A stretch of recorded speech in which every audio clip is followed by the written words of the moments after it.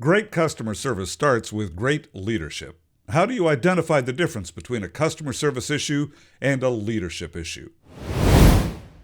Hi, I'm Don Crawley, author of The Compassionate Geek, and today you're going to learn how leadership affects customer service. Before we get started, be sure to give this video a thumbs up and subscribe to this channel. The callers sounded desperate. Don, we need you to come on site right away. We've got some serious customer service problems we need to deal with. Well, tell me what's going on. Well, we're about to lose two of our key developers. Our CIO is requiring everyone to return to the office, but he's still working remotely, and we're getting complaints about a toxic work environment. You don't have a customer service problem. You've got a leadership problem. Another caller. Don, I need you to come on site right away. We've got a serious customer service issue. Tell me what's going on. My team isn't doing what I need them to do. Have you told them what you expect? No, that's the problem. I'm not good at that. You don't have a customer service problem. You've got a leadership problem. Sure, in both of these examples, they probably do have a customer service problem, but they're not going to solve it until they solve the leadership problem. Remember, when you're a leader, people don't do what you say, they do what you do. What is customer service? Customer service is how you handle each point of contact with your customers during each stage of your relationship. It starts from the time when they first contact your department or business and continues for the duration of your relationship. For MSPs and other businesses, customer service includes the way you answer pre-sales questions, the onboarding process after a sale, problem resolution, security, and product upgrades and enhancements as the relationship matures. Similarly, for IT departments, customer service includes end-user onboarding, problem resolution, security, and product upgrades and enhancements.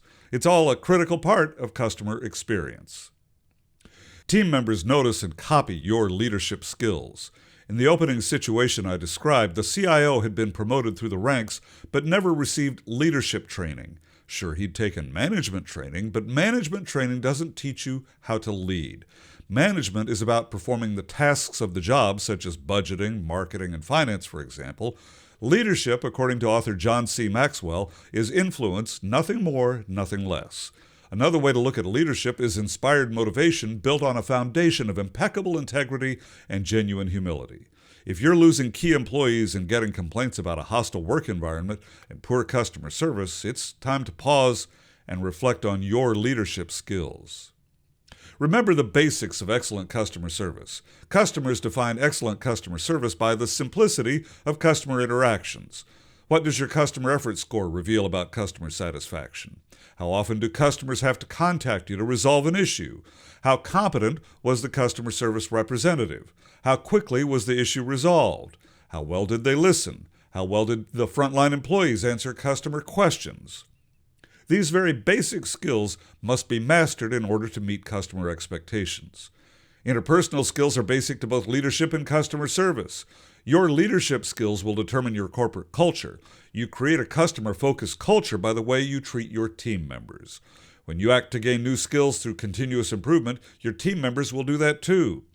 When you treat your team members with compassion and empathy, when you use active listening techniques and treat your team members with dignity and respect, they will do the same in their customer service interactions. You must be a role model for the behaviors you want from your team. Customer satisfaction starts with leadership. In the two previous examples, the managers were not leaders. Neither one of them led by example, and they didn't communicate their expectations to their teams. No wonder they had unhappy customers. Their teams weren't happy employees. They didn't know how to build customer relationships, and even though they had good technical skills, their customer service skills were sorely lacking. This quote from Sir Richard Branson of Virgin Airlines sums it up. If you don't look after the people who are working and running your companies, you'll have a very sad company.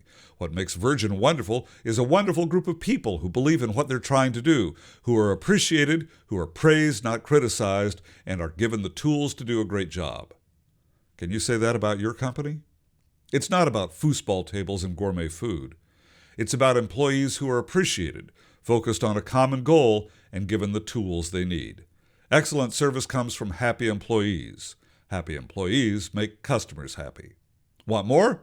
Enroll your team now in Compassionate Geek IT customer service training so they can work together, get things done, and take care of customers. Visit CompassionateGeek.com or click the link in the description. Until next time, thanks for watching.